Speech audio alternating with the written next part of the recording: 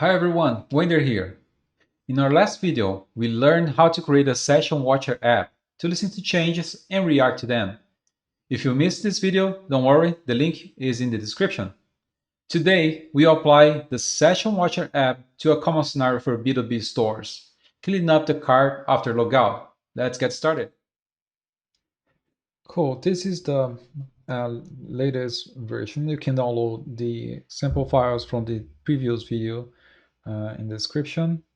You see that we have a different composition over here. So we have routes, and then I'm exposing the routes from these resolvers folder. Inside of this, we have this session handler that is where we will apply all the changes that we need.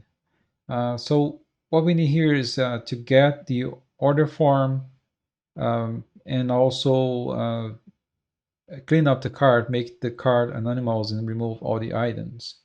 So for that, remember that we defined this configuration for VTEX session with everything that we need. So in this case, we have the authentication user email, that what we need to understand if the user is authenticated or not. And we also gonna need the checkout order form ID. So this is the way that you use to get this information. So if you don't have this, you will not have this information inside the body over here. So you see that we have the start user email, but we don't have, we wouldn't have the order form ID. So first thing is to replicate the same configuration here. So we have namespace checkout, and then we have order form ID. So let's just give it the same name.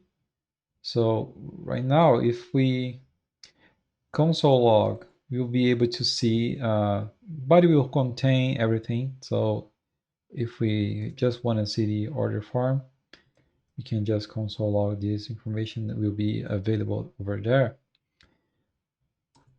Yeah, but we need more than this. We need to get the order form itself in order to make this, to understand if the user is authenticated or if there is some personal information in the order form, and also remove the items. So for that, we're gonna need to request the checkout APIs. We can use several ways to do this, but for now, we need a client that will, you can like run all the requests inside of here, but it's easier if you have a client to extend all the methods that you need. So in this case, we'll have clients over here, and you'll see that we don't have any checkout client. So we need to create one. Yeah, this is our checkout.ts file. This is where we'll have all the methods that we need. So just explain a little bit. We are extending this Janus client, which is our internal router. So if you have an access to an external source, you see that you have external client, which will allow you to make external requests. But this is internal API, so we're gonna use a Janus client. Um, so the first thing that we need is change the card to anonymous. So this is the URL that we use, the API, to change the order form to anonymous. So that will remove all the information related to the user, meaning client profile data. We also going to need an order form. So this is the method that you're going to use to get the order form. And then we need to also update the items. And this will be the method. Again, all these files will be available in the description. So you can, if you want to download this, you feel free to download it later. But we already have here all the content, all the methods, but we still don't have any checkout client. That's because we need to make the reference over here. So inside of this, we need to import our checkout files from checkout. This is going to be checkout. Okay. And now we need a public get checkout that we return this get or set checkout and our method. Okay, saving, and now we see that we have checkout. Okay, now that we have checkout, we need to get this information, but if you're not getting this all the time. So the only way that we can get this information is if we do have an order form ID. So let's go and make a if statement. Okay, so if I don't have an email because the user is not authenticated, and I do have an order form ID, then I can put my order form inside a constant.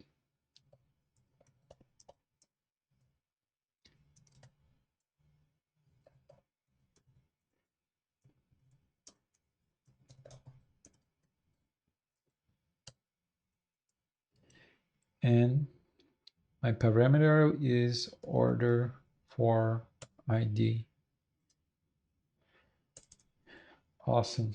So now what we can do is we want to only change to anonymous if my user, my order form does have a profile data email, let's say. So we can have another if statement inside and say if my order form client profile data dot email. So here we can do await checkout dot change to anonymous, and then our parameter is order form. Cool. We can add a catch inside of here.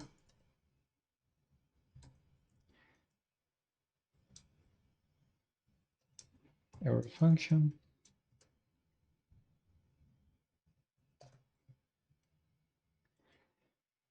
And if you take a look at this checkout TS, you see that I'm using get raw instead of only get. If you do only get, you have only the response body.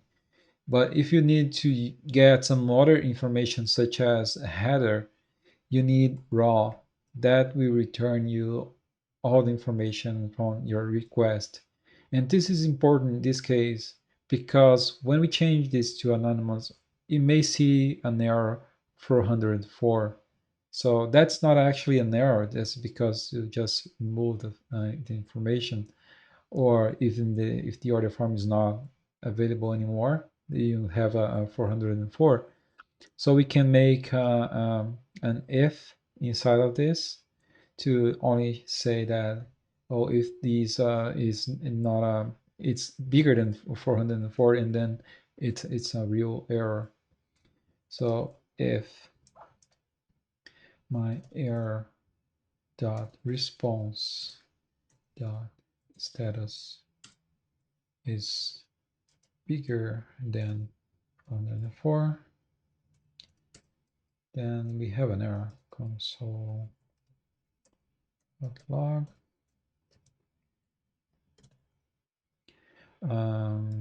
changed mouse error.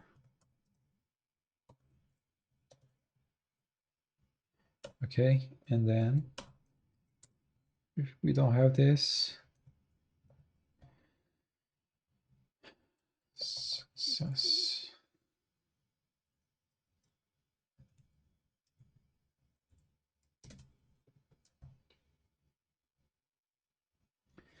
Nice. So now we also want to know if we have items to remove. So we have another statement and order form items and length. Okay. And then we can, we already have all the items inside of this. So what we need is loop through the items and we map this to the format where we only need the index of the item and we need to change the quantity to 0. We don't have a method, an API that will remove all the items at once from the card. So what we need is get all the items and one-on-one just update the quantity to 0 from the index that we want to update.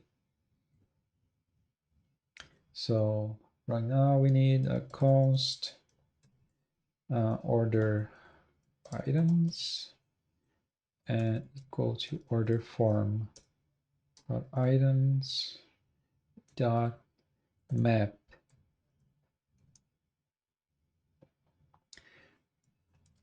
Another arrow function. From here, we don't need the first parameter. Let's call this underline any. And the second one is going to be the index. It's a number. And we will return the index itself and quantity. Quantity it's 0.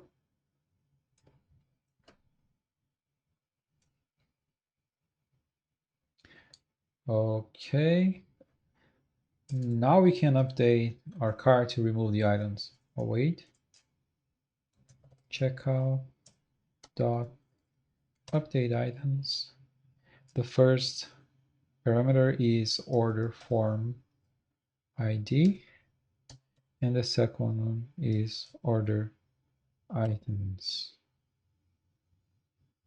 Let's just add a catch in case we have any error.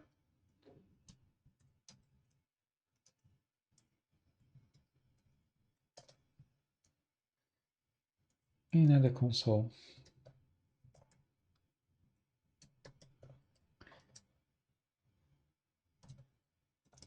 Error removing all items.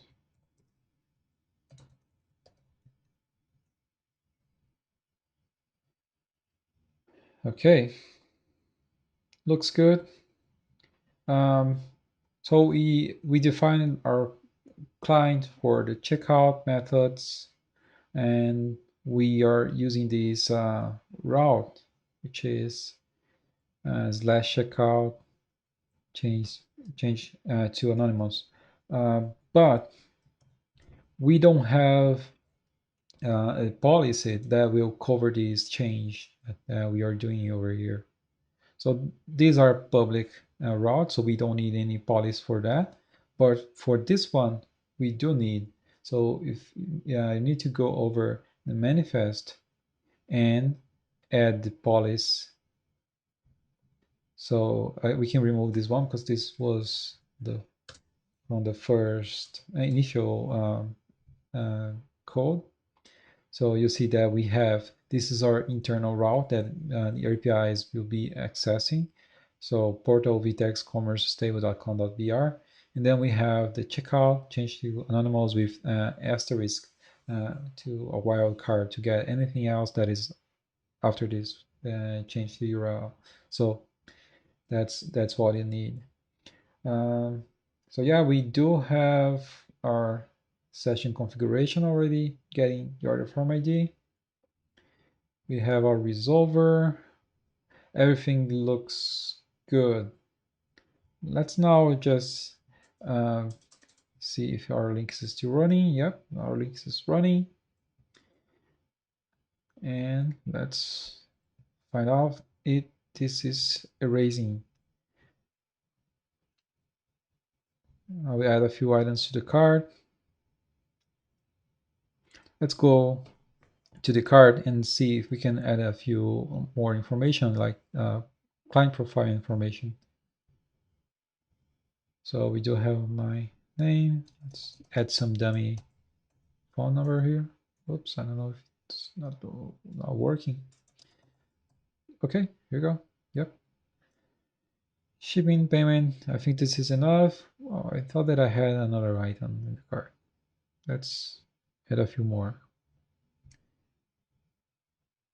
Okay. This t-shirt. This case. Nice. Okay. We do have 3 items here. We do have the user is authenticated. We have the order form ID.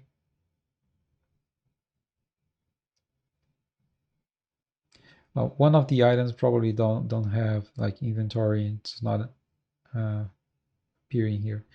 But anyway, this is enough for our test. So let's now just log out. Take a look at here.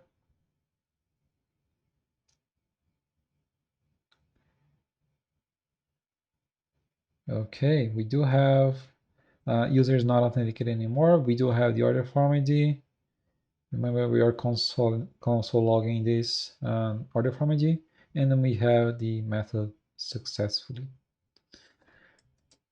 Okay, now we see that we don't have any product in the cart anymore. So that is it. Let's see if I add something else to the cart. In theory, I'm not authenticated, so it's not loading my personal information. If I move to the next step, you see I don't have an email, I don't have the personal information. Of course, this is one example of many applications you can do with a session watcher. Remember, you can listen to changes on any session's namespace. Down in the description, you'll find a link to the developer docs with this same step-by-step. That was it for today. I hope it helps. See you at the next one. Bye.